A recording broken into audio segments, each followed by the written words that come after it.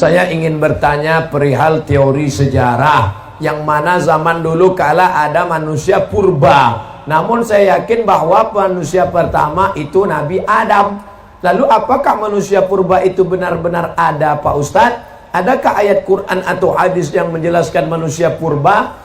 Nabi Adam panjangnya situna zira'an, 60 hasta. Saya berapa hasta? 1 hasta nih, dari ujung nih ke sini.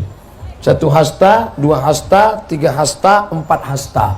Karena kita udah lama kenal, tambah sedikit, 5 hasta. Nabi Adam 60 hasta. Kalau begitu Nabi Adam panjang sekali. Lalu kemudian berkurang. Saya ini last edition, yang paling kecil. Sedangkan manusia purba itu jutaan tahun yang lalu, dari fosil-fosil yang ditemukan dalam tanah. Sedangkan dari Nabi Adam ke Nabi Muhammad SAW tidak sampai jutaan tahun. Maka kita sebagai orang yang beriman meyakini manusia pertama adalah Adam alaihi salam. Kita bukan evolusi dari makhluk purba, monyet berubah jadi orang. Bukan. Kita bukan monyet. Ada yang mau ngaku dia monyet? Enggak ada. Itu teori dari Darwin punya. Kata Darwin, namanya Charles Darwin, dunia ini isinya air semua, nggak ada tanahnya, air. Lalu air ini disinari cahaya matahari menguap, lalu muncullah tanah. Lalu ikan yang dalam air berevolusi naik ke darat, manjat pokok kayu, berbulu jadi monyet. Monyet tadi berevolusi jadi orang. Ini teori masih diragukan. Kenapa? Karena kalau monyet itu berevolusi, kenapa setelah jadi kita kok nggak berubah lagi? Abdul Somad, kenapa Abdul Somad tidak berevolusi jadi makhluk baru? Apa kayak namanya gitu? Nggak ada. Ini menunjukkan bahwa manusia bukan evolusi dari monyet, tapi manusia memang makhluk yang berdiri sendiri, diciptakan Allah di surga, lalu dikirim ke dunia. Yang jelas makhluk Allah 2. Wa ma khalaqatul jinna wal insa, jin dan manusia. Maka kita meyakini itu sesuai yang tersebut dalam Quran dan hadis Nabi Muhammad sallallahu alaihi wasallam. Semoga Ustaz selalu dalam lindungan Allah, amin. Bagaimana cara agar usaha kita diberi kelancaran tanpa kita harus cari? Oh, nggak bisa. Oh, masih ada sambungannya.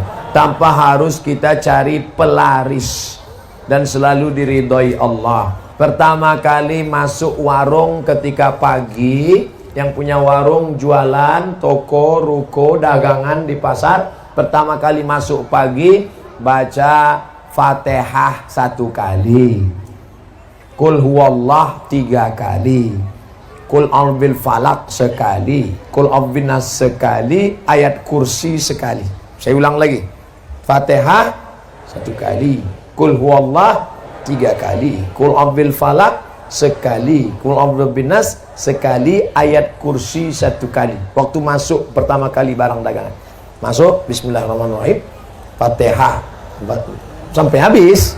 Bukan masuk Fatihah sekali, Allah 3 kali. Bukan itu maksudnya. Karena ada orang ketika mabuk, ini mabuk nih, dia pakai narkoba, mabuk, datang temannya, istighfar.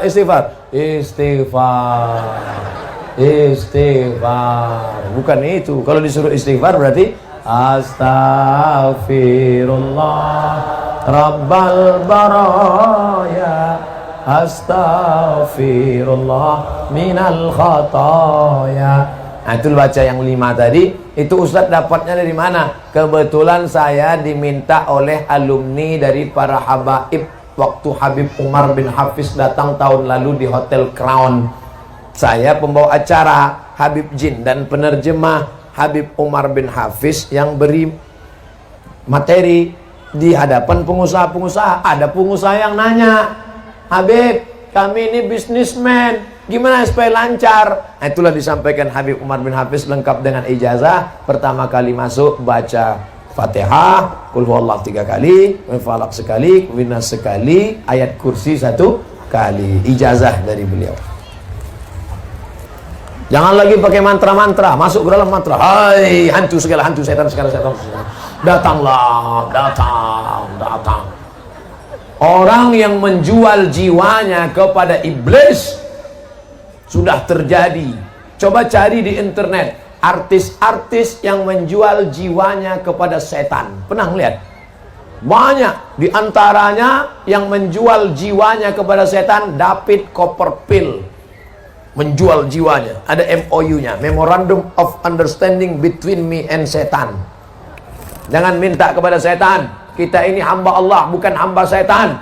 Jangan minta kepada dukun, jangan minta kepada, tapi mintalah doa kepada para habaib, kepada para tuan guru dan kepada para ulama. Mudah-mudahan kita mendapatkan keberkahan hidup dunia dan di akhirat.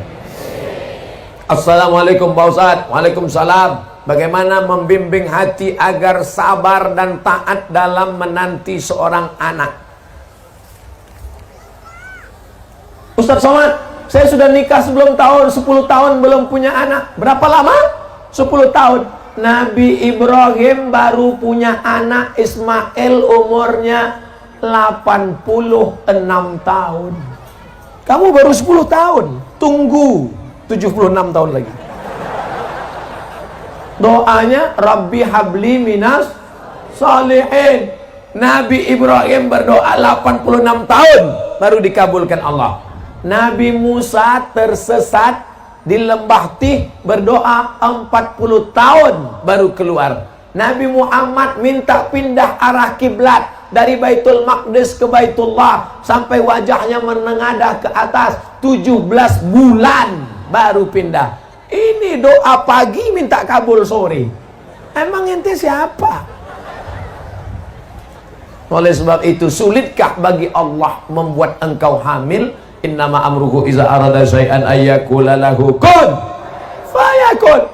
Sudah diponis ini istri mandul, namanya Sarah. Sarah nggak mungkin punya anak, mandul, sudah tua. Tapi apa mau dikata, Allah punya kuasa. Akhirnya Sarah punya anak setelah Nabi Ibrahim berumur 99 tahun. 99 tahun jarak antara Ismail dengan Ishak, 13 tahun. 86 tambah 13, 99. Semua orang mengatakan Sarah mandul, gak mungkin punya anak. Ibrahim nikah sama Hajar, Hajar melahirkan anak Ismail, Sarah melahirkan anak Ishak. Allah punya kuasa. Oleh sebab itu jangan buka cabang dulu. Mana tahu yang pertama ini melahirkan.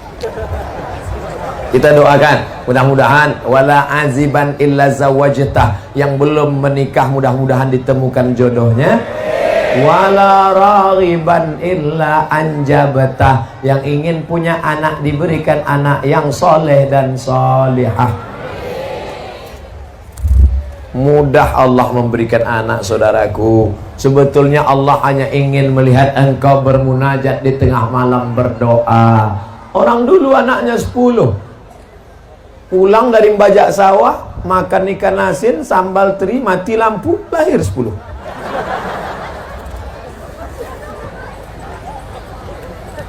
Ustaz, apakah ketika orang tua sudah meninggal dunia, masihkah bisa memberikan doa-doa untuk anaknya, Pak Ustaz? Orang tua sudah meninggal dunia, apakah dia masih bisa berdoa kepada Allah untuk orang yang masih hidup? Iza matal insan, kalau manusia mati, inqoto'a, putus amalnya. Maka menurut ulama yang putus amalnya itu adalah amal taklifi. Itu maknanya. Yang putus itu amal taklifi. Orang meninggal tidak wajib sholat, orang meninggal tidak wajib puasa, orang meninggal tidak wajib umroh kalau mampu, orang meninggal tidak wajib bayar zakat. Tapi bahwa setelah meninggal dia beramal, maka dia tetap beramal. Mana contohnya? Nabi ketika Isra Mi'raj, Nabi melihat ada Nabi yang sholat di kuburnya. Nabi melihat ada Nabi yang berzikir di kuburnya. Itu menunjukkan bahwa orang meninggal juga masih tetap beramal. Tapi katanya amalnya putus. Yang putus itu amal taklifi. Makanya wali-wali Allah masih bisa memberikan doa. Makanya ada orang yang bertawassul kepada Allah berkat Syekh Abdul Qadir Al-Jilani, berkat Syekh Abdullah Syattari, berkat Syekh Abdul Hasan As-Sazili, berkat para ulama wali-wali Allah. Artinya apa? Mereka masih bisa beramal. Yang dimaksud amal putus adalah amal taklifi, sholat, puasa, zakat, haji, umroh, amal yang wajib. Makanya kalau ada tetangga, kawan, sahabat yang nggak mau sholat, nggak mau puasa, suruh dia mati.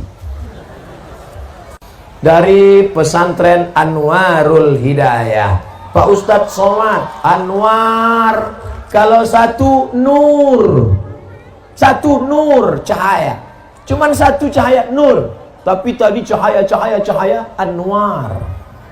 Nama suaminya siapa? Anwar, bercahaya. Mana orangnya? Hitam. Mohon maaf Pak Anwar, Anwar, hidayah, jalan, nur, cahaya. Semakin banyak pesantren-pesantren, maka semakin banyak cahaya-cahaya hidayah yang akan menerangi provinsi Banten, insya Allah. Banten ini negerinya para ulama yang menulis tafsir Marah Labid fi Kasfi Ma'anil Qur'anil Majid. Tafsir berbahasa Arab, dibaca orang Arab, dicetak di Arab, ditulis Arab, dibaca orang Arab, ditulis oleh Syekh Muhammad Nawawi Al-Bantani, Banten, makamnya di Ma'la dekat Masjidil Haram. Pak Ustadz, bagaimana hukum seorang penghafal Quran yang sedang haid murojaah hafalannya dengan memegang mushaf, dan apa dalilnya? Saya hanya berpegang kepada kitab yang saya baca. Kalau ada ustadz lain yang fatwanya beda dengan fatwa yang saya sampaikan, mungkin dia lebih alim. Yang saya tahu, perempuan yang haid tidak boleh megang Quran, tidak boleh bawa Quran, tidak boleh baca Quran, tidak boleh masuk masjid, tidak boleh tawaf, tidak boleh puasa, tidak boleh sholat. 7 larangan. Tidak boleh bawa Quran, tidak boleh megang Quran, tidak boleh baca Quran, tidak boleh tawaf, tidak boleh i'tikaf, tidak boleh sholat, tidak boleh puasa. Itu Ustaz baca di mana? Al-Fiqhul Islami wa Adillatuh Syekh Wahbah Zuhaili. Jadi kalau mau ngulang bacaan, sepakat 4 mazhab, paling tua Hanafi, nomor 2 Maliki, nomor 3 Syafi'i, nomor 4 Hambali. Perempuan yang tidak suci, dalam keadaan hadas besar, dalam keadaan haid, tidak boleh baca Quran. Ada pengecualian? Ada 2. Yang pertama, menurut mazhab Maliki, perempuan yang hafal Quran boleh ngulangi hafalan murojaah, karena yang hafal Quran mesti ngulang 1 hari 2 juz. Selama haid 7 hari nggak ngulang, hilang 14 juz. Maka cara ngulangnya an zahri qalbin, dalam hati. Makanya kalau ada nanti kelihatan ada anak gadis diam aja, itu sedang ngulang hafalan. Kalau dia hafal Quran, tapi kalau enggak diam, itu kesambet. Menurut mazhab Maliki, perempuan yang hafal Quran boleh murojaah, mengulangi hafalan an zahri qalbin, dalam hati, diam. 2. Menurut mazhab Hambali, boleh mengulang membaca tapi putus-putus. Ibu-ibu yang guru di sekolah boleh, tapi putus-putus. Anak-anak murid ikuti ibu ya. Ya ayyuha allazina amanu ittaqullah haqqa tuqatih. Boleh. Jadi yang boleh mengulang hafalan 2. Pertama, perempuan yang hafal Quran. Yang kedua, guru ngajar di sekolah untuk putus-putus, potong-potong, menurut yang saya baca. Jelas? Apa perlu bersyahadat ulang, berbaiat bagi yang sudah lahir dari keluarga muslim?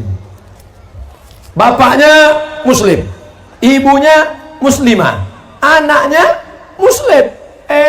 Datang ustadz, kamu belum Islam.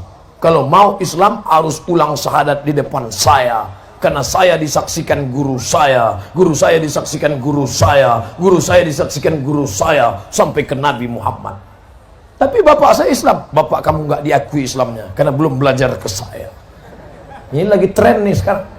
Maka ada jamaahnya yang datang ke saya, Ustaz Somad, kata guru saya, Islam saya belum sah kalau belum bersyahadat depan dia. Apa pendapat Ustaz? Bawa gurumu ke sini biar saya syahadatkan. Bawa guru kau ke sini biar ku syahadatkan. Ini UUD aja ini, UUD. Aliran-aliran model begini, UUD, UUE. Ujung-ujungnya duit, ujung-ujungnya wanita. Kalau yang mau syahadat nenek-nenek dari jauh aja. Kalau anak gadis harus di sana. Orang yang sudah bersyahadat, bapaknya Islam, emaknya Islam, tidak pernah diulang Nabi lagi syahadatnya. Yang masuk Islam awal, itu yang bersyahadat. Maka kita jangan terkecoh dengan aliran-aliran begini. Insya Allah, yang belajar kepada Tuan Guru, yang belajar pada Kiai, yang belajar di pondok pesantren, dia tidak terkecoh, tidak terpukau, tidak pusing dengan yang begini-begini. Tapi yang tidak pernah belajar di pesantren, yang tidak pernah belajar Al-Quran, yang tidak pernah belajar ilmu agama, dulu SMP, SMA, kuliah, sarjana, nggak pernah belajar agama, tiba-tiba datang yang begini, dia pusing. Makanya anak-anak kita dimasukkan sekolah agama.